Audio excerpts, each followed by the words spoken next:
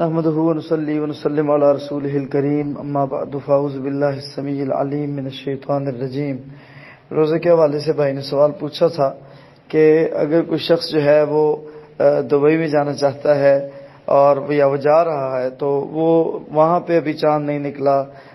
یا وہاں پہ روزہ ہو چکا ہے اور پاکستان میں بھی نہیں ہوا، تو ایسی کیفیت میں وہ کیا کریں؟ بھائی آپ جس علاقے میں جا رہے ہیں اس کے چاند کے مطابق آپ روزہ رکھیں گے، اور جس علاقے میں اگر آپ واپس آ رہے ہیں تو اسی کے چاند کے مطابق افطار کریں گے۔ لیکن اگر آپ کے 28 روزے ہوتے ہیں تو آپ اپنے دل کے اطمینان کے لیے ایک روزہ بعد میں ملا لیں، کم از کم 29 ضرور کر لیں، پاکستان کے چاند کے مطابق پورے کر لیں یا دبئی کے چاند کے مطابق پورا کر لیں کہ اس کے چاند کے مطابق اگر 29 ہوئے ہیں تو آپ اس کے چاند کے مطابق کم از کم پورے کر لیں، اس کے چاند کے مطابق اگر آپ نے معمول کرنا ہے تو وہاں پہ اگر 29 ہوئے تو آپ 29 کا